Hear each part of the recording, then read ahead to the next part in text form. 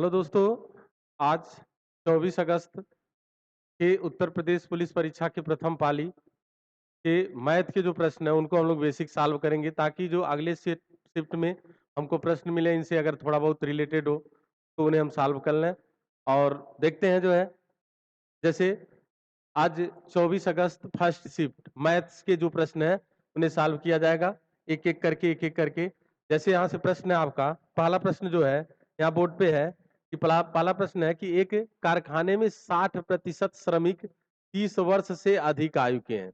मतलब उस कारखाने में जितने भी लोग हैं उनके 60% जो कारखाने के श्रमिक हैं उनकी आयु जो है वो 30 वर्ष से अधिक है। और कह रहा है और इनमें से 75% पुरुष है और शेष महिलाएं हैं। 30 वर्ष से अधिक आयु के 135 श्रमिक हैं। मतलब 30 वर्ष से जो अधिक आयु के श्रमिक हैं उनकी संख्या 135 है। कारखाने में श्रमिकों की कुल संख्या कितनी है? बिल्कुल आराम से सॉल्व करेंगे। 100 श्रमिक अगर हम मान लेंगे तो इसका 60% यानी 60 श्रमिक जो है 60 श्रमिक जो है ये जो 60 श्रमिक है ये जो है 35 वर्ष से अधिक आयु के हैं। 35 वर्ष सॉरी 30 वर्ष से अधिक आयु के हैं। 30 वर्ष से अधिक आयु के हैं। अब चलते हैं आगे बढ़ते हैं आगे की सर देखते हैं जो है 30 वर्ष से अधिक आयु के हैं। 30 वर्ष से अधिक आयु के हैं। अब कह रहा है कि ये जो श्रमिक है 60%, इनमें से कितने प्रतिशत? तो 75%, यानी 75% पुरुष है। 75% पुरुष है और इनकी संख्या जो है 135 है। ये प्रश्न में दिया गया है जो इनकी संख्या 135 है ये क्वेश्चन में दिया गया है जो। तो 100 का 60% 60 श्रमिक हुए और 60 का 75% पुरुष है। तो इनकी संख्या देखते हैं 25 तिया 25 चौके 4 से 15 बार यानी 15 तिया 45 ऐसे हैं हमारे डाटा के अनुसार। 100 के अकॉर्डिंग 45 लोग ऐसे हैं जो पुरुष है और उनकी उम्र 30 वर्ष से ऊपर है और उनकी संख्या 135 दिखा रहा। तो 45 का 3 गुना होगा 135। तो कुल श्रमिकों की जो संख्या होगी 100 का 3 गुना हम कितना आंसर दे देंगे? 300 राइट आंसर होगा। तो आंसर ऑप्शन देखते हैं। Answer option right answer C answer होगा और यही आंसर हो जाएगा। यानी उस कारखाने में कुल कितने श्रमिक हैं तो उनकी संख्या 300 है जो है। इसी तरह से अगले प्रश्न की तरफ चलते हैं।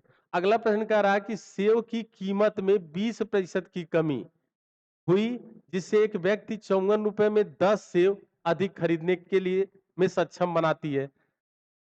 तो उस सेव की प्रति दर्जन घटी हुई कीमत मतलब नया मूल्य, लेकिन कैसे बताना हमको? प्रति दर्जन बताना है। यानी वस्तु के मूल्य में कमी या वृद्धि होने पे मात्रा अधिक मिलना कम मिलना जो है। तो यहाँ क्या हो रहा है? या तो देखिएगा जो रेट होता है जो मूल्य में वृद्धि कमी होती है, ये जो वृद्धि या कमी होती है या तो ये प्रति किलोग्राम होगा या तो प्रति वस्तु होता है जो। तो यहाँ क्या कह रहा है कि एक सेव की कीमत में मतलब एक सेव की कीमत में 20% की वृद्धि हुई जिससे 54 रुपए में 10 सेव अधिक खरीद सकते हैं। तो सोचिए कि 54 रुपए में आपको 10 सेव अधिक दे रहा है तो कितना रुपए बचा रहे हैं? 54 का हमें कितना प्रतिशत की बचत होगी? 20% की बचत होगी। 20/100 सरलीकरण करेंगे हम। 54 दूना 108 और बटे 10 बराबर एक अंक पे दशमलव लग जाएगा। 20% मतलब सीधे सीधे यहाँ से सॉल्व करेंगे। एक अंक आपका 54 दूना 2 चौके 8 2 पचे 10 बटे 10 मतलब यहाँ से हम देखेंगे कि 10.8 या ऐसे कर लें। सीधे सीधे हमारा बचत कितने का हो रहा है? 20% का बचत हो रहा है। तो 54 रुपए का 20% यानी 20/100 सरलीकरण करेंगे जब हम 10 से 108 और बटे हमारा कितना हो रहा है? 10 के यानी 10.8 रुपए। 10 दशमलव कितना आ रहा है? 8 रुपए। 20% की, लेकिन इतने में 10 सेव हमको अधिक मिल रहा है। तो 10 सेव यानी एक सेव का मूल्य 10 सेव का मूल्य है। एक सेव के मूल्य के लिए हम इसी में 10 से भाग करेंगे। तो 10 से भाग करने का मतलब 100। 10 से भाग करने का मतलब 100 से तो हो जाएगा 1.08 रुपए प्रति सेव हमको मिल रहा। प्रति सेव अब मिल रहा यानी नया मूल्य एक सेव हमको एक सेव 1.08 रुपए में मिल रहा। कारण क्या रहा यहाँ पे? 54 का हमने 20% बचाया का मतलब 108 बटे 10 रुपए, लेकिन ये कितने सेव का मूल्य था? 10 सेव का। तो फिर से 10 से भाग करेंगे यानी एक जीरो और बढ़ा के भाग करें तो एक सेव का हमको नया मूल्य मिल रहा है। हमको 12 सेव का बताना। एक दर्जन में 12 वस्तुएं होंगी तो 12 बट्ठम 96 12 एक कम 12.96 रुपए प्रति दर्जन हो जाएगा। प्रति दर्जन एक दर्जन का मूल्य पूछा है कि नया मूल्य घटा हुआ मूल्य, तो 12.96 जिस आंसर ऑप्शन में होगा वही राइट आंसर हो जाएगा। आंसर ऑप्शन ये राइट आंसर हो जाएगा। तो इस तरह से कमी मतलब कमी होने पे मात्रा अधिक मिलेगा, वृद्धि होने पे मात्रा कम मिलेगा। तो फार्मूले से लगा लें, या बेटर यही होगा कि हमारी बचत कितने की हो रही है, मात्रा से भाग दे दीजिए, नया मूल्य मिल जाएगा। पुराना मूल्य भी ज्ञात कर सकते हैं हम, और अगर कुछ अन्य वस्तु का पूछ रहा तो भी हम आंसर दे सकते हैं। इसी तरह से अगले प्रश्न की तरफ चलते हैं। एक गिलास में दूध पानी का अनुपात 3:5 का है, सारा अनुपात में मिलाया जाता है, और दूसरे में यानी कोई एक गिलास है, इसमें मिल्क और वाटर जो है 3:5 के अनुपात में है। फिर कह रहा है दूसरे गिलास में 6:1, यानी दूसरा जो गिलास है मिल्क और वाटर से भरा हुआ है, इसमें अनुपात 6:1 का अनुपात है। फिर कह रहा है कि इन्हें दोनों गिलास की सामग्री को एक साथ किस अनुपात में मिलाया जाए, किस अनुपात में मिलाया जाए कि नए मिश्रण में दूध और पानी का अनुपात 1 में, मतलब इन दोनों को मिला करके एक किस अनुपात में मिलाया जाए, मतलब इसकी कितनी मात्रा और इसकी कितनी मात्रा के साथ मिलाया जाए इन दोनों को, कि बाद में एक मिश्रण तैयार हो और जिसमें मिल्क और वाटर का अनुपात कितने का हो, 1:1 का हो जाए। लास्ट में देखिए कितने का बनाना हमको, 1:1 का। तो इसके लिए देखेंगे हम किस अनुपात में मिलाया जाए। इसके लिए अब हम भिन्न से बचने के लिए 5 3 8, 8 3 24 और 8 5 40 हो गया। फिर हम देखें यहाँ पे, या तो इस नियम का प्रयोग करा लिए, या तो सीधे सीधे यहाँ से देखेंगे हम, यहाँ से मिल्क की मात्रा कितनी है, मिल्क की मात्रा 3/5 3 8, यहाँ से मिल्क की मात्रा 6/6 1 7, और प्राप्त मिश्रण से मिल्क की मात्रा 1/1 1 2 होगा। तिर्यक अंतर ज्ञात कर दीजिए, यहीं से हमें अनुपात बना पता चल जाएगा। अब इसे तिर्यक ज्ञात करने के लिए देखिए 2 8 और 7 का लसाअ जो होगा, यानी 2 8 और 7, 2 8 और 7 का लसाअ जो होगा वही हम मान लेते हैं, जैसे 56 8 7 56, सभी जगहों पे 56 से गुणा करा दें, या इस 56 से गुणा करा दें। तो जब 56 से हम गुणा कराएंगे तो यहाँ से देखिए 8 7 56, 7/56 और 2 से 28 दूना 56, तो एक अनुपात बना 7 3 के 21, 8 6 का 48, और फिर 28 से कम 28 28, और यहीं से अंतर ज्ञात कर दें। तो अंतर ज्ञात करेंगे, जो भी अनुपात आएगा वही आंसर होगा। तो इधर से देखेंगे 20 का आएगा, और इधर से देखेंगे कितने का आएगा, 7 का, यानी 48 और 28 में 20 का अंतर, 21 और 28 में 7 का अंतर। तो जहां भी 20:7 का दिखेगा वही राइट आंसर हो, वही राइट आंसर हो जाए। इसके लिए सबसे बेटर ये होता है कि सबसे सबसे आसान इसका यही होता है कि हम क्या करें, यहाँ पे एक लाइन में 5 3 8 6 1 7, 8 और 7 और 2 का लसाअ 56 होगा।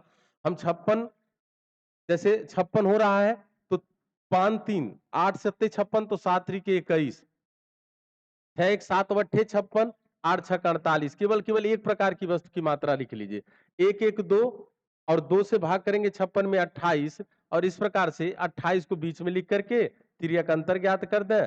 अनुपात हमारा जो बनेगा कितने का बनेगा, 20:7। इसका मतलब क्या हो रहा है कि अगर ये वाला 20 केजी आपके पास है, इस वाले को कितना मिलाना है, 7 केजी मिलाना है। अगर ये 20 केजी मिलाना है तो इसको 7 केजी मिलाना है, और अगर ऐसा मिला देंगे तो अनुपात हमारा बनेगा मिल्क और वाटर का 1:1 का बनेगा। इसी तरह से अगले प्रश्न की तरफ चलते हैं। अगला प्रश्न है कि 72 पुस्तकों का क्रय मूल्य 60 पुस्तकों के विक्रय मूल्य के बराबर है, तो लाभ प्रतिशतता कितनी हो, प्रतिशत लाभ, मतलब 72 पुस्तकों का क्रय मूल्य 60 पुस्तकों के विक्रय मूल्य के बराबर है। तो जब कुछ वस्तुओं का क्रय मूल्य कुछ वस्तुओं के विक्रय मूल्य के बराबर हो, तो यहाँ देखिए 72 पुस्तकों का क्रय मूल्य 60 पुस्तकों के विक्रय मूल्य के बराबर है, तो 60 और 72 का अनुपात बनेगा क्रय मूल्य और विक्रय मूल्य का, विक्रय मूल्य का। 12 25 60, 12 6 72, यानी 5 रुपए हम खरीद के 6 में बेच रहे हैं, तो प्रतिशत लाभ कितने का होगा, लाभ 1 रुपए का गुणे 100 बटे हमारा क्रय मूल्य कितना है, 5 रुपए। इस प्रकार से लाभ का जो प्रतिशत होगा वह कितना प्रतिशत होगा, 20% होगा। लाभ का जो प्रतिशत होगा वह 20% होगा। तो समय को ध्यान में रखते हुए हम लोग अगले प्रश्न की तरफ चलेंगे। जो है कह रहा है कि यदि केले को 50 रुपए में 60 की दर से खरीदा गया, 60 रुपए में 50 की दर से बेचा गया, तो लाभ प्रतिशतता क्या है, तो लाभ प्रतिशतता क्या है। तो एक केले का क्रय मूल्य अगर हम देखें 50 रुपए में 60 की दर से, ये क्रय मूल्य होगा 50/60, और विक्रय मूल्य कैसे देखेंगे, हम रुपए में वस्तु से भाग करते हैं। 60 रुपए में 50 की दर से बेचें, तो 60 रुपए में 50 की दर से बेचें, तो यहाँ से देखें 6 36 और 5 25 25, यानी 25 में खरीद करके हम 36 में बेच रहे हैं। जो 25 में खरीद करके 36 में बेच रहे हैं तो प्रतिशत लाभ कितने का बनेगा? तो प्रतिशत लाभ होता लाभ, देखिए लाभ कितने का होगा? लाभ तो 25 से 36 कितना अधिक है? 11 रुपए का लाभ हो रहा।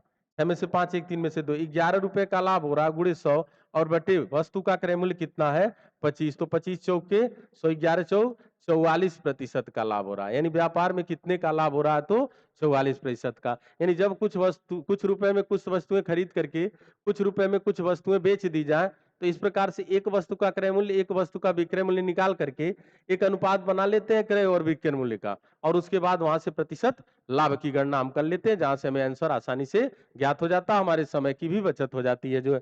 इसी तरह से अगले प्रश्न में देख रहे हैं 12, 18, 20, 25 का एलसीएम लघुत्तम समापवर्त 12, 18, 20, 25 का एलसीएम कितना होगा? जो तो 20 और 25 का जो लसा होगा वो कितना होगा? 100 होगा। 20 और 25 से विभाजित होने वाली सबसे छोटी संख्या 100 है, और 12 और 18 से विभाजित होने वाली सबसे छोटी संख्या कौन सी है? 36 है। 12 दूना 24, 12 तिया 36, 18। अब इनको सरलीकरण कर दी। 4 से 4 नवा 36, 4 से 25 बार में सरलीकरण होगा, तो तिर्यक गुणा कराएंगे तो कितने का होगा?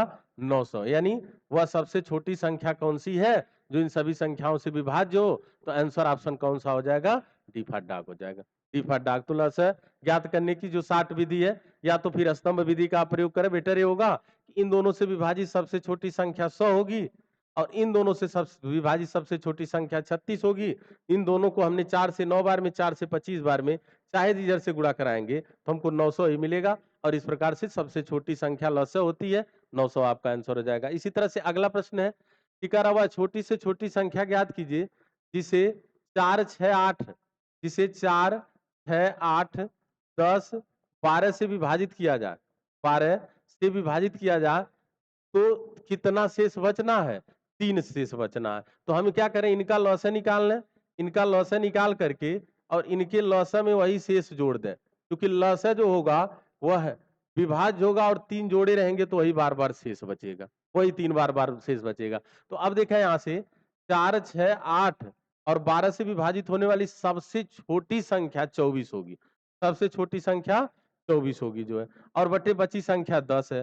तो 2 से 5 बार में 2 से 12 बार में 24 बचे, या 12 दाई में 120, और 120 में जब आप 3 जोड़ देंगे 123, 123 सबसे छोटी संख्या होगी, जिनमें से आप इनसे बारी बारी से भाग करेंगे, चूंकि 120 कट जाएगा, 3 से जोड़े वही बार बार शेष बचेगा। इस प्रकार से 123 हमारा राइट आंसर कौन सा आंसर ऑप्शन होगा? सी वाला होगा। तो लसम आशा के प्रश्न अक्सर सेटों में मिल रहे हैं जो है, प्रैक्टिस इन पे कर लीजिए। अगला है एक निश्चित कार्य को 12 दिनों में कर सकता है, बी ए से 60% अधिक कुशल। अब देखिए बी जो है ए से 60% अधिक कुशल है, 60% अधिक कुशल है, यानी अगर ये 100 काम करेगा तो 160 काम करेगा। क्षमता की बात की जा रही है कि अगर बी की क्षमता देखी जाए, बी की क्षमता देखी जाए तो ए से जो है 60% अधिक है, यानी 20 बचे 20 बट्टे 160, यानी जब ये 5 काम करेगा तो बी 8 काम करेगा। ए एक निश्चित कार्य को कितने दिन में करता है? 120 दिन में।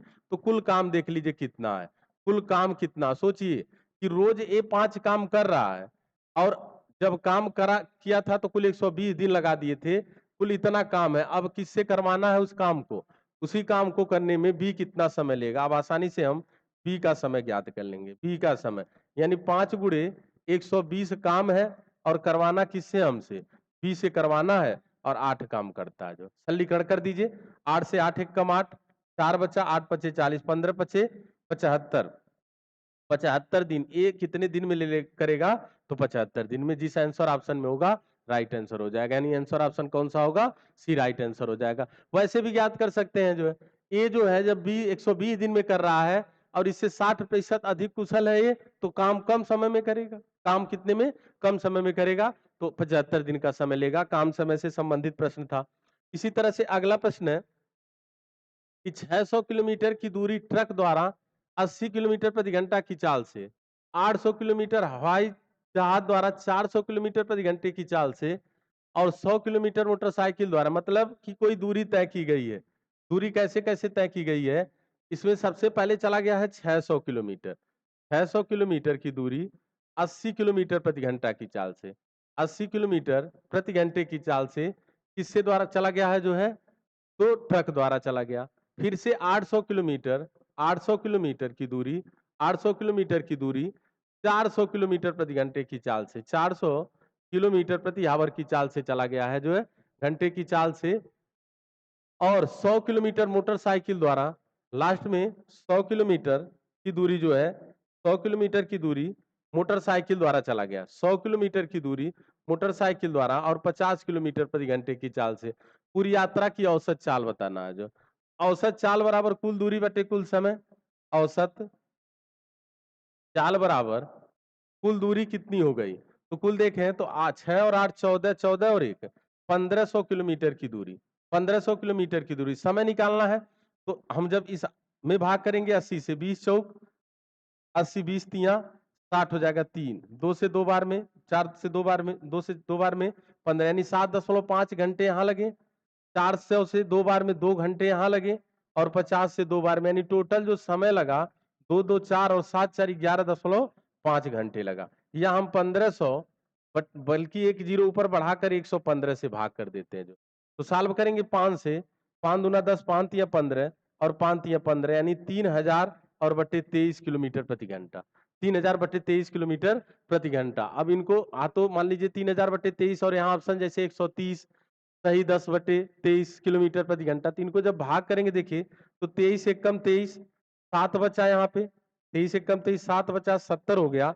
70 में 23 से भाग करेंगे तो 23 दूना 46, 23 तिया 69, 23 तिया 69। अब यहाँ तक हो गया पूरा, यानी कौन सा आंसर सही होगा, 130 सही, 130 सही 10 बटे 23 घंटा, 10 बटे 23 घंटा। वैसे भी देखें प्रूव करने के लिए आपका 13 तिया एक जीरो बढ़ा लें, 13 तिया 39, 39, 13 दूना 26 और 3, 26 और 3 29 और प्लस 10 जब जोड़ेंगे और बटे कितना होगा 23, तो 2990 में 10 जोड़ेंगे तो 3000 हो जाएगा और बटे 23। तो इस प्रकार से कौन सा होगा हमारा 130 सही 10 बटे 23 किलोमीटर प्रति घंटा। आंसर ऑप्शन ए राइट हो जाएगा। यहाँ पे 65 सही दिया, 123 दे दिया, यहाँ 60 सही 15, यानी सबसे जो हमारा सही आंसर होगा वो कितना होगा, तो 130 सही 10 बटे 23 किलोमीटर प्रति आवर की गति से उसने पूरी यात्रा की औसत गति की चाल से चली थी जो है। इसी तरह से अगला प्रश्न है कि एक महिला 25,220 रुपए उधार लेती है और वह एक 2 और 3 वर्ष बाद 3 समान किस्तों में पैसे वापस कर देती है ना। वह एक 2 और 3 वर्ष बाद 3 समान किस्तों में पैसे वापस कर देती है। यदि चक्रवृद्धि ब्याज की दर 5% है तो प्रत्येक किस्त का मूल्य ज्ञात कीजिए। यानी ऋण उन्होंने लिया था 25,220 रुपए, ये ऋण की राशि थी, है ना।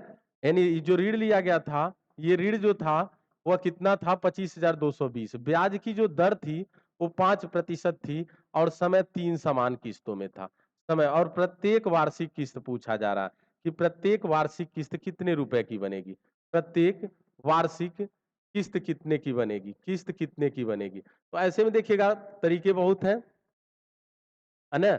सबसे बेटर होगा दर को आप 100 प्लस कर लें, जैसे दर 5 है 105 बटे 100 को सरलीकरण कर लें 5 से 21 और 5 से 20 बार में। उसके बाद ऋण की राशि दिया है, नोट कर लें, ऋण की राशि दिया है, नोट कर लें। जैसे ऋण की राशि जो दिया गया है 25,220 रुपए गुणे अंश का क्यूब 21 का क्यूब करेंगे तो 9261 होगा, 9261 होगा। नीचे क्या लिखना है एक बार फिर से, अंश का वर्ग 21 का वर्ग 441, 20 का वर्ग 400 और प्लस अंश गुणे हर 41, 21 गुणे 20, 21 दूना 42, 420। इसके बाद फिर 1 4 2 6 4 3 12 से 61 और गुणे हर जितना है उतना गुना कर, यानी 1261 गुना गुना करेंगे जब हम, हो जाएगा 0, 2 1 कम 2, 2 छक्के 12, 2 दूना 4 और 1 5, 2 1 कम 2, यानी टोटल खत्म होकर के 9200 कितना मिलेगा, 61 रुपए। यानी प्रत्येक किस्त कितने की बनेगी, तो 9261 रुपए की बनेगी। 3 किस्तों में आराम से भुगतान हो जाएगा, है ना, आराम से भुगतान हो जाएगा। तो इस प्रकार से 9261 रुपए की किस्त बनेगी और यही हमारा राइट आंसर हो जाएगा। यानी किस्त पर आधारित प्रश्न और 3 वर्ष वाला। ए किसी कार्य को पूरा करने में बी की तुलना में 50% अधिक समय लेता है यदि वे एक साथ काम पूरा करें तो 27 दिन लेते हैं। यदि वे एक साथ काम पूरा करें 27 दिन लेते हैं, बी अकेला कितने दिन में। अब देखिए क्षमता के बारे में जानकारी दी जा रही है। ए की क्षमता बी की तुलना में 50% अधिक है। मतलब ई एक काम करेगा या 100 काम करेगा तो ये 150 काम, मतलब कि 50 से 2 बार में 50, यानी ये 2 काम करेगा तो कितना काम करेगा, 3 काम करेगा। इनकी क्षमता मतलब समान समय में इन दोनों द्वारा अलग अलग कितना काम किया जाएगा ये पता चल गया। अब सोचिए अगर दोनों किसी एक दिन काम करने जाए तो ये 3 काम करेगा, दो 5 काम करेंगे, और दोनों ने मिल करके काम को कितने दिन में किया था, 27 दिन में। तो कुल काम कितना होगा, कुल काम कितना होगा। सोचिए एक दिन ये लोग काम करने जाए तो 3 दो 5 काम करेंगे और 27 दिन लगा दिए थे। ये काम है टोटल। अब चाहे जिससे करवाना हो ए या बी में उसी पूरे काम में भाग कर दीजिए। बी का अकेले समय कितना होगा, बी का समय अकेले बी करने जाए तो कितना समय लेगा, तो 5 गुणे 27 और बटे बी का समय, बी रोज कितना काम करता है, 2 काम करता है। तो इस प्रकार से 27 गुणे 5 करेंगे, 2 से भाग करेंगे तो इस प्रकार 5 सत्ते 35, 5 दूना 10, 3 13, 135 बटे 2 दिन लगेंगे। मान लीजिए ऑप्शन देखते हैं कौन सा है, 35 दिन। क्या पूछा, बी अकेले 27 दिन ही है, 27 दिन में लेते हैं। यदि वे एक साथ काम करें, पूरा काम करने में 27 दिन लेते हैं जो है, तो बी अकेले कितने दिन में काम को पूरा करेगा। तो इस प्रकार से ऑप्शन में देखते हैं फिर से, ए किसी कार्य को पूरा करने में बी की तुलना में 50 समय की बात है जो है, समय की बात है। तो जब समय कह रहा, समय लेता, क्षमता नहीं है, समय है। तो समय जब ये जो अनुपात हमने दिया ये समय का है अनुपात, अब पहले क्षमता का बनाना पड़ेगा। समय का अनुपात समय लेता है, यानी अनुपात समय का है। तो हम अब क्षमता का बनाएंगे तो समय का अनुपात 3:2 है, जो क्षमता का अनुपात कितना होगा, 2:3 का अनुपात बनेगा। अब चलते हैं आगे, कुल काम 5 गुणे 27 है, बी का समय कितना होगा, बी का समय, यहां बहुत ज्यादा गलतियां होती हैं, समय और क्षमता, यहां थोड़ा सा केयर करिएगा। बी का समय कितना होगा, तो 5 गुणे 27 और बटे रोज बी काम कितना करेगा, 3 काम, तो 3 नवा 27, 9 पचे 45 दिन का, कितना समय में पूरा कर देगा अकेले भी, 45 दिन में। जिस जब भी पूरा काम निकल जाए आपका या कुल काम निकल जाए तो जिससे काम करवाना उसकी क्षमता से भाग करिएगा। अगर शर्त गुना समय का दिया है तो समय और क्षमता में विलोमानुपात होता है, उसके अकॉर्डिंग आप आंसर ज्ञात करेंगे। तो 45 दिन में करेगा, यानी आंसर ऑप्शन का होगा, कौन सा होगा, B for boy right answer हो जाएगा। इसी तरह से अगला प्रश्न है, इसी तरह से अगला प्रश्न है कि चक्रवृद्धि ब्याज पर 3,000 रुपए की राशि 2 वर्षों में 6,000 रुपए हो जाती है, तो 4 वर्षों के लिए ब्याज कितना होगा। अब देखेंगे यहां से कि 3 वर्षों में, जैसे चक्रवृद्धि ब्याज पर 3,000 रुपए, 3,000 रुपए का अगर मूलधन है, अगर मूलधन 3,000 रुपए है, 2 वर्ष में समय दिया है, 2 वर्ष में है, यानी मिश्रधन, चक्रवृद्धि मिश्रधन, चक्रवृद्धि मिश्रधन, चक्रवृद्धि मिश्रधन कितने रुपए हो जा रहा है, 6,000 रुपए हो जा रहा है, 6,000 रुपए हो जा रहा है। तो किसी दर से हुआ होगा, किसी दर से हुआ होगा। 2 वर्ष के बाद 6,000 रुपए हो जा रहा है, तो 4 वर्ष में कितना होगा। अब सोचिए कि 3 वर्ष के बाद 6,000 रुपए, वैसे बेसिक पहले देख लीजिएगा, उसके बाद अभी छोटा तरीका बता दिया जाएगा। तो ब्याज की दर कितनी होगी, तो यहां से हम सॉल्व करेंगे। ब्याज की दर ज्ञात करने के लिए 100 प्लस दर, 100 प्लस दर बटे 100 पे पावर समय अगर हम रखें यहाँ पे 2 वर्ष, सॉरी 2 वर्ष, और बराबर मिश्रधन हमारा हुआ 6,000 और बटे मूलधन कितना हुआ हमारा 3,000 हुआ, 3,000 हुआ। तो 3 से एक दो बार में कैंसिल हो जाएगा, जो यानी दोगुना हो रहा है। जो कोई भी धन दोगुना हो रहा है, तो यहाँ से हम अगर इनको सॉल्व करेंगे, यानी 100% ब्याज की दर रही, ब्याज की जो दर है वो 100% है। यहाँ से सॉल्व करेंगे जब, तो 100 प्लस आर का होल स्क्वायर करें या सीधे सीधे इनको सॉल्व करने को छोड़ दें, यहां से सीधे सीधे हमें पता चल गया ब्याज की दर 100% जा रही, क्योंकि दुगुना हो गया 2 साल में। या तो देखें जैसे आज 0 पे हमारा प्रिंसिपल, 0 पे हमारा मूलधन, जैसे ही 2 वर्ष हुए, 2 वर्ष हुए, यहाँ हमारा धन 3,000 था, 3,000 था, और यहाँ हो गया कितना, 6,000 हो गया। तो पूछ रहा है 4 वर्ष में कितना हो जाएगा, 4 वर्ष का ब्याज कितना होगा। तो 4 वर्ष में कितना होगा, तो 3 का दोगुना हुआ, तो 6 का दोगुना 12,000 हो जाएगा। तो ब्याज कितना होगा, ब्याज हमसे पूछ रहा, 4 वर्षों का ब्याज कितना होगा। तो 4 वर्षों का जो ब्याज होगा, मिश्रधन अगर पूछा तो 4 वर्षों के लिए ब्याज कितना होगा, तो अब सोचिए कि हमारा धन 3000 होता, 12000 हो गया, तो हमें ब्याज के रूप में कितने रुपए मिल रहे हैं? 9000 रुपए मिल रहे हैं। ब्याज के रूप में कितने मिल रहे हैं? 9000 रुपए में, क्योंकि पूछा तो 4 वर्षों के लिए ब्याज कितना होगा। पूरे पूरे अगर देखेंगे 4 वर्षों के लिए ब्याज हमारा 9000 हो गया, क्योंकि हमने लगाया था 3000 रुपए। 4 वर्ष जैसे हुआ 6000 हो गया। यानी हो क्या रहा है यहाँ पे कि दोगुना हो जा रहा है। जैसे जैसे ही 2 वर्ष पूरे होंगे दोगुना हो जाएगा, तो फिर 2 वर्ष में 6000 था, फिर जैसे ही 4000 होगा, 4 वर्ष होगा 12000 हो जाएगा। तो अगर 4 वर्ष बाद मिश्रधन पूछता तो 12000 रुपए, लेकिन ब्याज पूछा था तो ब्याज कितना रुपए हो जाएगा? तो 9000 रुपए हो जाएगा। मेरे हिसाब से 9000 राइट आंसर होगा। अगला प्रश्न चलते हैं, देखते हैं। पुस्तक के अंकित मूल्य में 12% छूट देने के बाद एक दुकानदार को 21% का लाभ हुआ। यदि वह छूट नहीं देता तो वह कितना लाभ कमाता? 12% छूट दिया तब भी 21% का लाभ हुआ, है ना? 12% का छूट दिया, 21% का लाभ हुआ। तो अगर देखिएगा यहाँ छूट हम किस मूल्य पर देते हैं? छूट हम किस मूल्य पर देते हैं? अंकित मूल्य पर छूट दिया उसने, 12% की छूट दिया। और लाभ कौन से मूल्य पे होता है? क्रय मूल्य पर। क्रय मूल्य पर लाभ होता है और हानि होता है।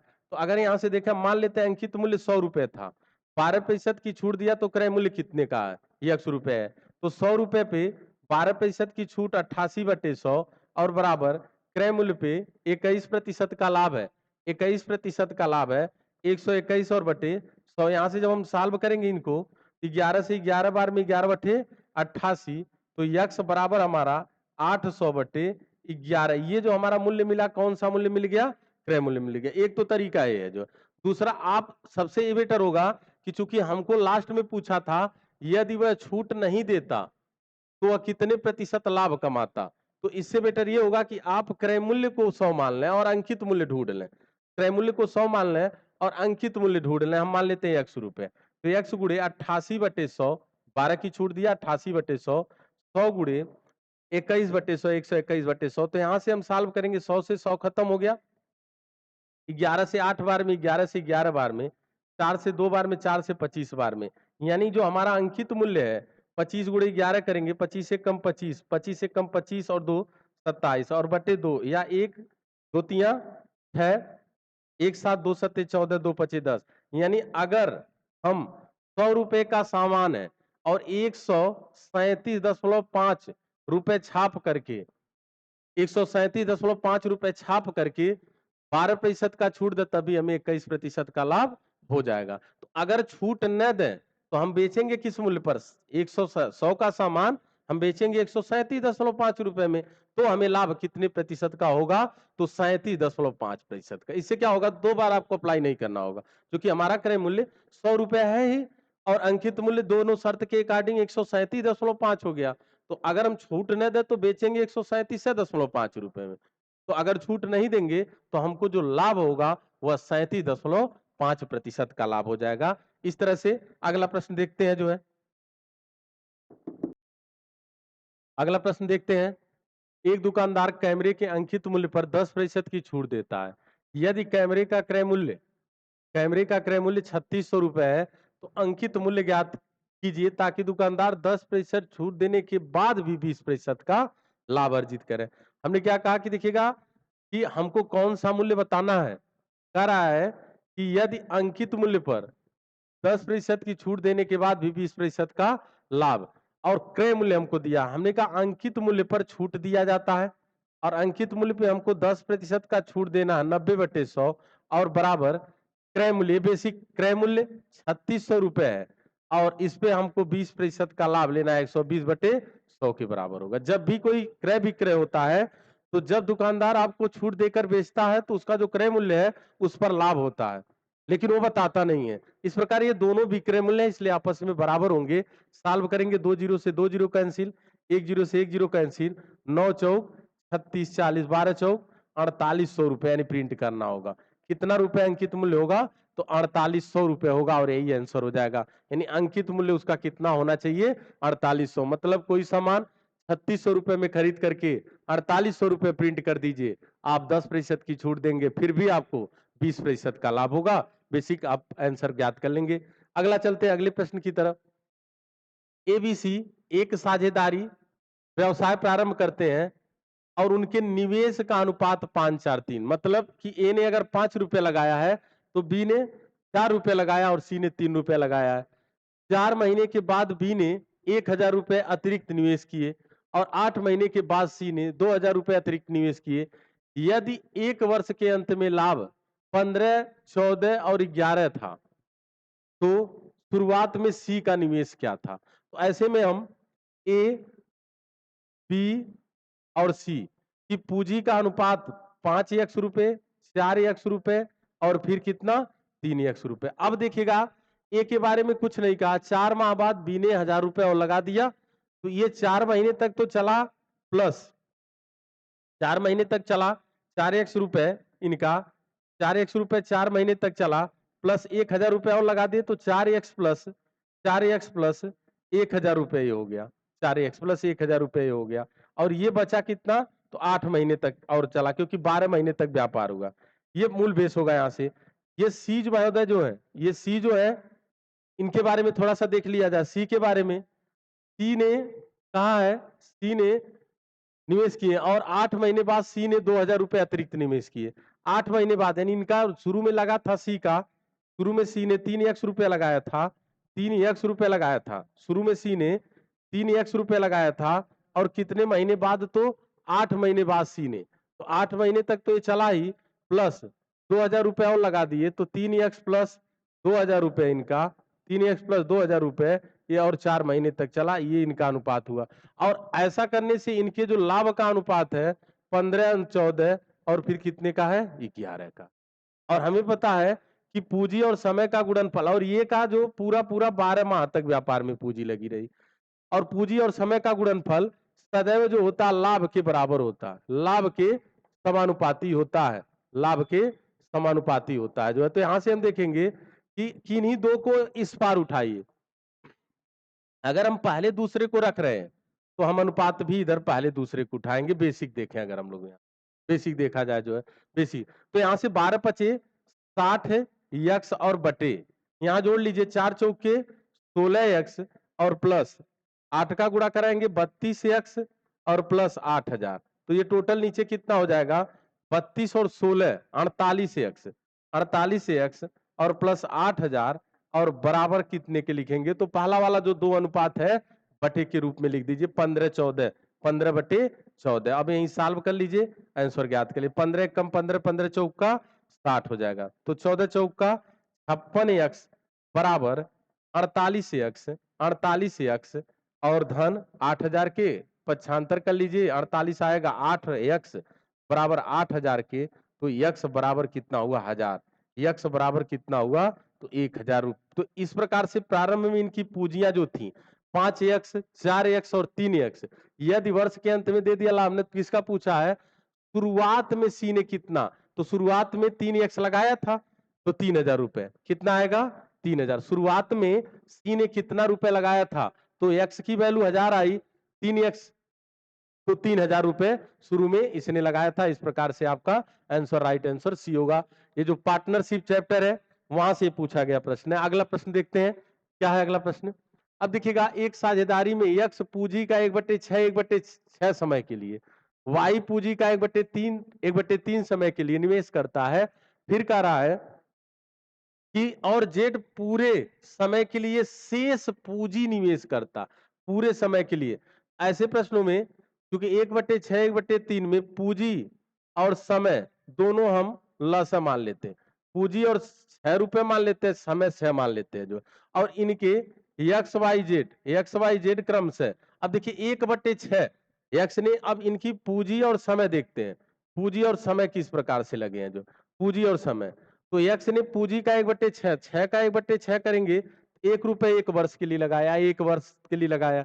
बी ने 1/3, तो 6 का 1/3 2 रुपए 2 वर्ष के लिए लगाया। अब जेड के बारे में, सॉरी एक्स वाई जेड है, जेड ने क्या कहा? जेड के बारे में देखिए, जेड ने पूरे समय के लिए शेष पूंजी निवेश की, पूरे समय के लिए और शेष पूंजी निवेश की। शेष पूंजी बची कितनी? तो 2 1 3 रुपए हो गए, 3 रुपए। अब इनके जो लाभ का अनुपात बनेगा, इनके पूंजी और समय का गुणनफल का अनुपात बनेगा। तो एक एक कम एक गुणा कराएंगे, 2 दूना 4 और 6 त्रिक 18, यानी इनके लाभ का अनुपात 1:4:18 का बनेगा। अब क्या प्रश्न का है, यदि वर्ष के अंत में कुल 23,000 रुपए लाभ हुए हैं तो वाई का हिस्सा कितना होगा? तो 23,000 हुए तो अनुपातों को जोड़िए, 18 4 22 और 1 23 से भाग करेंगे, 23 एक कम 23, 1000 बार गया तो किसका हिस्सा हमसे पूछा है? तो हमसे वाई का हिस्सा पूछा है। तो वाई का हिस्सा 4 है, तो 1000 का 4 में गुणा कराएंगे तो 4000 रुपए, यानी वाई को कितने रुपए लाभ के रूप में प्राप्त होंगे? तो 4000 रुपए। जिस आंसर ऑप्शन में होगा वही राइट आंसर हो जाएगा। ये भी साझा चैप्टर का प्रश्न है, यानी पार्टनरशिप चैप्टर से पूछा गया प्रश्न है। आप आसानी से इसे सॉल्व कर सकते हैं। जो है अगला प्रश्न है, एबीसी 5 क्रमागत विषम संख्याएं का औसत क्या होगा? है तो उनका औसत क्या होगा? अब देखिए 5 क्रमागत विषम संख्याएं हैं, तो अगर ये सबसे छोटी संख्या होगी तो जो बी होगी वो कितनी होगी? ये 2 प्लस होगी। जो बी होगी 2 प्लस होगी, सी होगी इससे 2 प्लस होगी, यानी +2 होगी, +2 होगी, +2 यहाँ भी होगी, D A B C D +2 होगी, और फिर यहाँ से +2 ए बी सी डी ई +2 होगा। तब जाके कि सम और विषम संख्याओं में अंतर जो होता है, सॉरी, अंतर समान होता है और 2-2 का अंतर होता है। जो पूछा है कि विषम संख्याएं उनका औसत बराबर होता है, औसत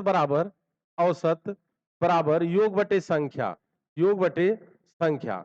तो आप जब इनका औसत निकालेंगे, ए धन बी धन ए धन ए में जोड़ 2 जोड़ेंगे, फिर 2 तो 2 2 4 2 6 2 8 ऐड हो जाएगा। जब 8 ऐड हो जाएगा, ए धन बी धन सी धन डी धन ई, कितना दिया? ई तक दिया ना, ए बी सी डी और ई दिया है जो है। तो यहां से देखेंगे तो यहाँ पे ए प्लस 2 प्लस 2 प्लस 2 प्लस 2, तो 2 2 4 2 6 2 8, यानी ए प्लस 8 और बटे कितनी संख्याएं हैं? तो संख्याएं कितनी है? 5 है। तो ए प्लस 8 बटे 5, सॉरी औसत पूछा है ना, तो पहली संख्या धन अंतिम संख्या बटे 2 गुणे संख्या। हाँ हाँ, तो देखते हैं कि जैसे a से 2 अधिक, मतलब 2-2 बढ़ते क्रम में रहेगा, तो अगर इनको हम x माने, a की जगह x, तो ये x प्लस 2 होगा, ये x प्लस 4 होगा, 2-2 जोड़ते चले जाए, ये x प्लस 4 होगा, ये x प्लस 4 होगा, और ये x प्लस 6 होगा, और ये x प्लस कितना होगा? 8 होगा। अगर इनको ए बी सी डी को क्रमशः x के रूप में लिखें, इनका जो औसत होगा, चूंकि हमको x के रूप में नहीं देना है, ए के रूप में और ए बी सी डी के रूप में देखना हमको, तो इनको देखेंगे तो इनका औसत होगा 5x और प्लस 8 से 14 4 18 तो 20, और बटे संख्याएं कितनी है? तो 1 2 3 4 और 5 होगा। तो ऊपर 5 कॉमन ले लें तो x प्लस 4 और बटे नीचे 5 है, तो आपका होगा x प्लस कितने का?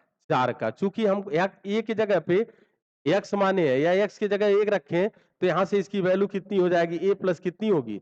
4 हो जाएगी। तो देखते हैं आंसर कौन से में है राइट आंसर आपका? ए प्लस 4 आंसर ऑप्शन कौन सा होगा? बी वाला राइट आंसर हो जाएगा। इसी तरह से अगला प्रश्न देखते हैं, जो है कि 3 संख्याओं में से दूसरी संख्या, दूसरी पहली, अब देखिए 3 कोई संख्याएं हैं, 3 कोई संख्याएं हैं। अब क्या कह रहा है? 3 संख्याओं में से दूसरी पहली की दोगुनी, दूसरी पहली की दोगुनी और तीसरी की, अब देखिए कह रहा है कि दूसरी पहली की दोगुनी, दूसरी के बारे में कहा जा रहा है, दूसरी पहली की दोगुनी और तीसरी की तिगुनी है, तीसरी की 3 गुनी है। यदि इन तीनों संख्याओं का औसत 44 है, यदि इन तीनों संख्याओं का औसत 44 है, तो सबसे बड़ी संख्या क्या है? तो ऐसे में देखिए 3 और 2 का लॉस है, हम इसको मान लें कितना? 6। तो किसका 2 गुना 6 होगा? 3 का, और किसका 3 गुना 6 होगा? तो 2 का। इस प्रकार से संख्याएं 3x, 6x और 2x है, और औसत इनका दिया है, तो 6 3 9 और 2 11x और बटे 3 संख्याएं हैं, और औसत इनका कितना दिया गया है? 44 के, 44 के। तो 11 चौक 44, x बराबर 3 चौक के 12, x की वैल्यू 12 आ गई। तो क्या पूछा हमसे? सबसे बड़ी संख्या क्या है? तो सभी संख्याएं 12 3 36, 12 6 72, 72, 12 दूना 24, तो सबसे बड़ी संख्या 72 होगा। सबसे बड़ी संख्या कौन सी होगा? 72, यानी 72 राइट आंसर हो जाएगा, जो है। इसी तरह से अगला प्रश्न देखते हैं। दूध और पानी के 225 लीटर मिश्रण में दूध और पानी का अनुपात 12:13 है।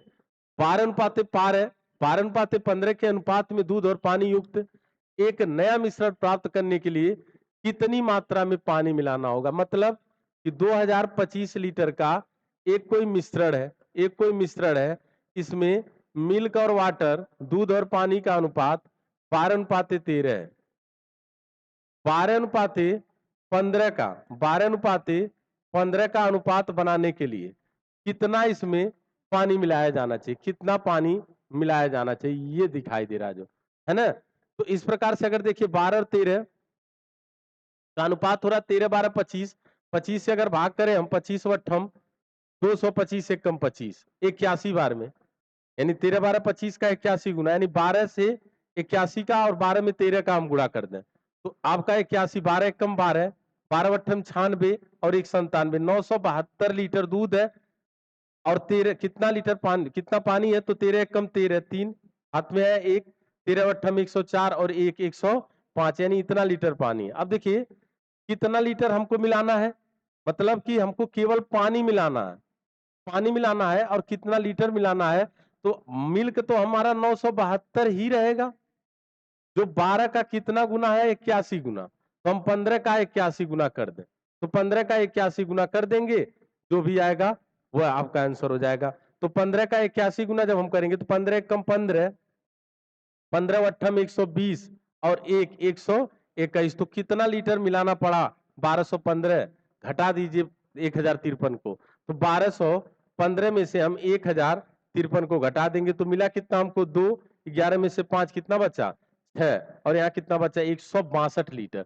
कितने लीटर मिलाना होगा, तो 162 लीटर। इससे आज थोड़ा सा बेसिक न दे करके वैसे देखे थोड़ा सा कि यहाँ पे हमको 12 लीटर था, अनुपात में 12 ही है, कितने की वृद्धि हो रही है, 13 से 15 हो रहा है ना, 2 बढ़ाना है तो 81 दुगुना कर दीजिए, 2 एक कम 2 और 2 अठे 16 हो जाएगा, क्योंकि 12 और 13 का योगफल से हम भाग किए तो 81 बार गया, अनुपात में 12 12 ही रह गया। मिल्क में हमें कुछ नहीं वृद्धि करना है, मिल्क में हमें नहीं बढ़ाना है, वाटर में बनाना है, तो 13 से 15 करना है। और एक बार जब हम योग किए और भाग किए 81 बार गया, तो 13 से 15 2 बार में और गुणा करा देंगे तो कितने लीटर की वृद्धि करनी होगी पानी की, तो 162 लीटर बढ़ाना होगा। नहीं तो बेसिक हमने बताने का प्रयास किया जो है। अगला अगला चलते हैं अगले प्रश्न की तरफ। 52 पत्तों की गड्डी में प्रायिकता है, प्रोबेबिलिटी यानी प्रायिकता, यहाँ क्या होता है, संभावना क्या होती है। अगर ताश की गड्डी की बात करें तो ताश की गड्डी में कुल 52 पत्ते होते हैं, और 52 पत्तों में कह रहा है कि 52 पत्तों की एक गड्डी से इक्का निकले की प्रायिकता क्या है। तो 52 पत्तों में इक्के के पत्तों की, इक्के कितने पत्ते होते हैं, इक्के के 4 पत्ते होते हैं, तो 4 पत्तों में से कोई एक निकल सकता है तो इक्का ही निकलेगा, तो 4 एक कम 4 से 13 बार में इक्का होने की प्रायिकता क्या है, तो 1/13 है। आंसर हमारा कौन सा होगा, 1/13 राइट आंसर हो जाएगा जो है। तो इस तरह से जो भी आपके उत्तर प्रदेश पुलिस परीक्षा में पूछे गए प्रश्न थे उनको धीरे से हम लोग सॉल्व करते हुए, बेसिक भी और थोड़ा छोटा तरीका भी, कि इसे थोड़ा बहुत घुमा करके पूछे जाए प्रश्न तो आप सॉल्व कर लेंगे। देखिएगा यहाँ पाई चार्ट है, और पाई चार्ट में पुस्तक के प्रकाशन में दिए गए व्यय का, ये किसका डाटा दिया गया है, प्रकाशन में दिए गए व्यय का प्रतिशत विवरण दर्शाया गया। पाई चार्ट का अध्ययन करना है, अध्ययन कीजिए और उसके आधार पर प्रश्न का उत्तर दीजिए। किसी पुस्तक के प्रकाशन में होने वाले विभिन्न व्यय प्रतिशत में है, तो जब प्रतिशत में है तो ये टोटल कुल व्यय कितने प्रतिशत का होता है, तो 100% का। कह रहा है यदि पुस्तकों के एक विशिष्ट मात्रा के लिए मुद्रण लागत, पुस्तकों के एक विशिष्ट मात्रा के लिए मुद्रण लागत 40,200 रुपए है, तो पुस्तकों के प्रचार पर कितना खर्च किया जाएगा। यानी टोटल देखिए, पुस्तकों के एक विशिष्ट मात्रा के मुद्रण के लिए मुद्रण लागत देखिए कितने का है, 20% है, और कितना खर्चा किया जा रहा है 40,200, यानी 20% बराबर 40,200 रुपए। 1% बराबर कितना होगा, 40,200 और बटे 20। अब देखते हैं किसका पूछ रहा है, पुस्तकों के प्रचार पर। तो देखते हैं प्रचार पर कितना खर्चा किया जा रहा है जो है, तो प्रचार लागत कितना प्रतिशत की आ रही है, तो 10% है, तो गुणे यही कितना करा दीजिए 10, सॉल्व कर दीजिए, 2 से 2 दूना 4, 2 सुना 2 एक कम 2, इस प्रकार से 20,100, 20,100 जिस आंसर ऑप्शन में होगा वही राइट आंसर हो जाएगा। जिस आंसर ऑप्शन में होगा 20,100 वही राइट आंसर हो जाएगा जो है। इसी तरह से अगले प्रश्न की तरफ देखते हैं। कर अपनी सामान्य चाल के, जैसे आप कोई दूरी डेली चलते हैं तो दूरी भी नियत रहती है। आप जिस चाल से जाते हैं वो सामान्य चाल से पहुंचने का सामान्य समय होता है। किसी व्यक्ति ने अपने सामान्य चाल के 3/4 चाल से चलते हुए कार्यालय, जाहिर सी बात है चाल घटा के चल रहा है, कम 15 मिनट देरी से पहुंचता है, 15 मिनट देरी से पहुंचता है, 15 मिनट देरी से पहुंचता है, 15 मिनट देरी से पहुंचता है, तो कार्यालय के बीच की दूरी तक तय करने में लगने वाला सामान्य समय, तो जब भी देखिए कोई भी अपनी चाल को घटा बढ़ा के चले, कुछ समय पहले बाद में पहुंचे, तो ऊपर वाली लाइन का गुणा कराएंगे तो सामान्य समय पता चल जाता। 45 मिनट सामान्य समय, सामान्य समय। और अगर आंशिक समय पूछे तो नीचे वाली 15 चौका 60 मिनट में पहुंचा, है ना, ये आंशिक समय पहुंचता। लेकिन यहां थोड़ा सा ध्यान देना होता है, अगर कहीं इनके बीच का अंतर, अंश और हर के बीच का अंतर 1 से अधिक है, तो फिर वहीं दोनों जगहों पे भाग देना होता है। तो इस प्रकार से इन दोनों समयों का अंतर इसके बराबर होना चाहिए। तो सामान्य चाल से चलने में लगने वाला समय कितना मिनट का है? तो 45 मिनट का, 45 मिनट का है। यानी पेपर में जो प्रश्न पूछा वहां से आपका राइट आंसर कितना होगा? 45 का। इसी तरह से अगला प्रश्न है, एक और चार्ट दिया गया है, दिया गया पाई चार्ट एक परिवार के घरेलू व्यय का प्रतिशत विभाजन दर्शाता। मतलब जैसे कोई परिवार है, उसके घरेलू व्यय का प्रतिशत किन किन मदों पे कितना कितना प्रतिशत खर्च हो रहा है दर्शाया गया है। यदि वह दिया गया कि परिवार की कुल मासिक आय, टोटल महीने की आय 32,500 रुपए है, तो भोजन और मनोरंजन पर संयुक्त रूप से खर्च की गई कुल मासिक राशि कितनी है? अब सोचिए कि टोटल ये जो मद है ये प्रतिशत में 100 है, तो कुल 100% खर्च हो रहा है, तो 32,500 रुपए का खर्च हो रहा है। तो 1% अगर खर्च होगा किसी मद पर, तो 32,500 और भागा हम 100 करेंगे तो यहाँ 325 रुपए के बराबर। यानी किसी भी मद पर 1% भी अगर खर्च होगा तो वह कितने के बराबर होगा? तो 325 रुपए के बराबर हो जाएगा जो है। किस किस मद पर पूछा है? भोजन और मनोरंजन पर संयुक्त रूप से खर्च की गई कुल मासिक। तो भोजन पर देखते हैं 27% और मनोरंजन पर 9%। तो 9 27 और 9 36% का खर्च टोटल हो रहा है। तो 325 और गुणे हम कितना कर देंगे? 36 कर देंगे। सीधे जो भी आंसर आएगा ज्ञात कर लेंगे। जो जैसे 6 का गुणा कराएंगे, 6 पचे 30, 6 दूना 12 3, 15 6 त्रिक 18 और 1 19 हो जाएगा। वैसे एक बार 6 पचे 30, 3 बचा, 6 दूना 12 3 15, एक बचा 6 त्रिक 18 1 19, 3 का गुणा करा देंगे, 3 पचे 15, 3 दूना 6 और 1 7, 3 त्रिका 9 हो जाएगा। तो इस प्रकार से टोटल जोड़ देंगे तो 0 5 5 10, 9 7 16 और 1 17, 17 हो गया और 1 18, 9 आपका 5 5 10 0, 9 7 16, 9 7 16 1 17 को 7 हाथ में 1, 9 1 10 1, 11,000 कितने का हो रहा है? 700 रुपए। 11,700 रुपए टोटल, 11,700 रुपए जिस भी ऑप्शन में होगा राइट आंसर होगा। सी ऑप्शन राइट आंसर हो जाएगा। इसी तरह से मतलब जो आपका पाई चार्ट है, डंडा रेख है, वहां डाटा आपको मिलेगा जो है ना, और वहां से आपको आंसर ज्ञात करना होगा। इसी तरह से अगला प्रश्न है कि एक कार्यालय में 30% कर्मचारी महिलाएं हैं। मतलब कि जितना भी कार्यालय में लोग हैं उसका 30% कर्मचारी महिला है। अब वो महिला विवाहित है कि अविवाहित है अभी डाटा नहीं दिया, आगे डाटा दिया 60% महिला कर्मचारी और 40% पुरुष कर्मचारी विवाहित है। मतलब अगर उस पूरे कार्यालय में 100 लोग हैं, इसमें सबसे पहले 30% महिला है, यानी 30 महिला है, तो बची जो 70 जो बचे वो क्या है? पुरुष है। चूंकि प्रतिशत में है हम इनको पूरा पूरा पूर्णांकों में रख दिए कि 30% जब महिलाएं हैं तो 100 में 30 महिला 70 पुरुष हो गए। अब कह रहा है कि 60% महिला कर्मचारी, यानी ये जो इसका 60% महिला कर्मचारी और 40% पुरुष कर्मचारी, 40% पुरुष कर्मचारी ये कैसे हैं? तो विवाहित है। पूछा क्या है? कार्यालय में अविवाहित कर्मचारियों का प्रतिशत कितना हो। तो जब इस महिलाएं जितनी भी उसकी 60% विवाहित है, तो अविवाहित कितनी होंगी? अविवाहित कितनी होंगी? 40%। और यहाँ अविवाहित कितने होंगे? तो 60%। 100 में से घटाएंगे जो है, ये भी अविवाहित होंगे और ये भी क्या होंगे? अविवाहित होंगे। तो 30 का 40% और प्लस ये जो बची कितने आपका? 30 का 40% भी अविवाहित है और 70 का 60%। 70 का 60% अविवाहित हैं। तो टोटल देखेंगे 4 तिया 12 और प्लस 6 सते 42, तो इस प्रकार 2 2 4 4 1 5 54% यानी अविवाहित है। कितने प्रतिशत अविवाहित हैं?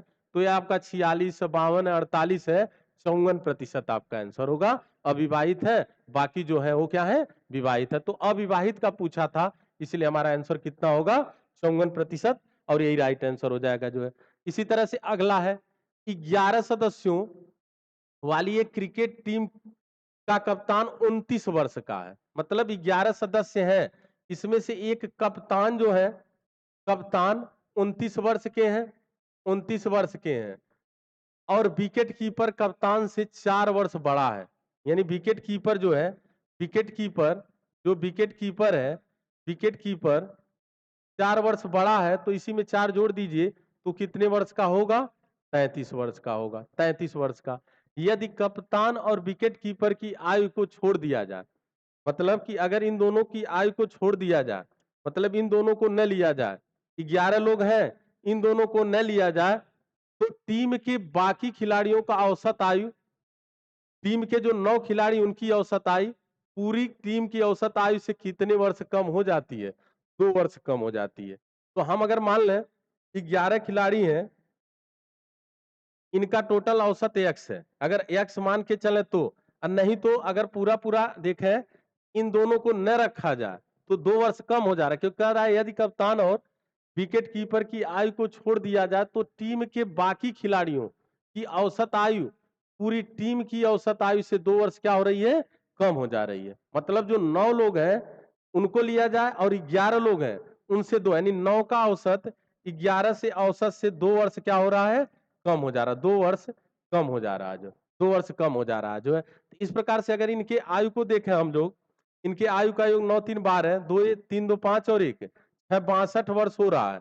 और इनका औसत देखें अगर तो 2 से भाग करें तो औसत कितने का हो रहा है?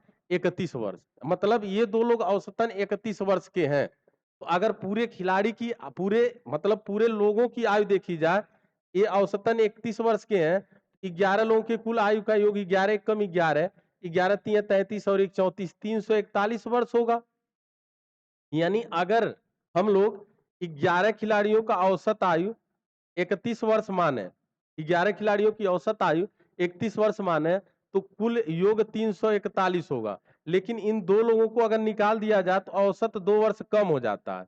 तो आयु का योग कितना हो जाएगा? तो 2 9 18, 2 दूना 4 1 5 हो जाएगा, यानी 9 लोगों का, सॉरी 9 लोगों का, 9 9 81, 9 9 81 को 1 81 1, 9 दूना 18 और 18 और 8 26, 261, तो 0 हो गया। 14 में से 6 कितना हो गया? 8, 80 वर्ष जो है। तो क्या पूछा गया था हमसे? टीम के बाकी खिलाड़ियों की औसत आयु, पूरी टीम की औसत आयु से 2 वर्ष, तो टीम की औसत आयु क्या है? टीम की औसत आयु क्या हो रहा है जो है, किस प्रकार से परिवर्तित हो रहा है जो है। 1 मिनट रुकिएगा, सॉरी थोड़ा यहाँ पे थोड़ा मिस्टेक हो गया, फिर से देखते हैं। यहाँ पे जैसे कह रहा है 11 खिलाड़ियों का, 11 सदस्यों की एक क्रिकेट की एक टीम का कप्तान जो है 29 वर्ष का है, कप्तान जो है 29 वर्ष का है, और विकेट कीपर जो विकेट कीपर है वह 3 वर्ष बड़ा है, तो 33 वर्ष का होगा। इन दोनों की आयु का जो योग होगा वो 62 वर्ष का होगा। रोक दीजिए यहीं पे। अब हम मान लेते हैं कि 11 संख्या और औसत का गुणनफल, संख्या और औसत का गुणनफल योग के बराबर होता, योग के बराबर होता है। 11 खिलाड़ियों का औसत x है तो योग 11x होगा। जब 9 ही खिलाड़ी रहते हैं, 2 लोगों को छोड़ देते हैं, तो औसत में 2 वर्ष की कमी हो जाती है, तो योग कितना होगा? तो 9x और माइनस 9 दूना 18। अब देखिए 11 खिलाड़ियों में से अगर हम 9 खिलाड़ियों को घटाएं तो कितने, ये 2 खिलाड़ियों की आयु हमें मिलेगी जो है, तो हम घटाएंगे 11x में से, यानी इसमें से इसको घटाएंगे तो 2x और प्लस 18 कैसे आया देख लेते हैं। घटाएंगे तो जब इनको घटाएंगे हम यहाँ से तो 11x माइनस 9x माइनस 18 और बराबर कितने वर्ष के? 62। ऐसा क्यों हो रहा है कि 11 खिलाड़ी के योग में से हम 9 खिलाड़ी के योग को घटाएंगे तो जो 2 खिलाड़ी कीपर और कैप्टन है उनकी आयु पता चल जाएगी। तो होगा 11x माइनस 9x और माइनस माइनस प्लस 18 और बराबर 62 के, तो होगा 2x बराबर, ये 18 जाके घटेगा तो 12 में से 8 4, 5 में से 1 4, 4 x बराबर तो 22 यानी टोटल खिलाड़ी पूछा था तो टीम के बाकी खिलाड़ियों की औसत आयु टीम औसत आयु से 2 कम हो जाती। टीम की औसत आयु क्या है और आप माने कितना है औसत आयु x है और वैल्यू कितनी आई 22, तो टीम की पूरे टीम की औसत आयु जो होगी 22 वर्ष हो जाएगी। तो दोस्तों आज कम समय लिए हुए बाकी चीजों को ध्यान में रखते हुए बस केवल प्रश्नों पे हमने प्रयास किया कि आपका जो इस समय जो समय है काफी मूल्यवान है, तो उनको देखते हुए आप भी अपने जो भी आने वाले एग्जाम है उनके लिए अच्छे से प्रिपरेशन करें और मैथ बेसिक जरूर पढ़ें। जो है बेसिक समझे रहेंगे तो आसानी से उनको सॉल्व कर लेंगे, कोई दिक्कत नहीं होगी। जो है तो हम हर डे जो भी पेपर है उनका एनालिसिस आपको कराएंगे। तब तक के लिए जय हिंद, जय भारत।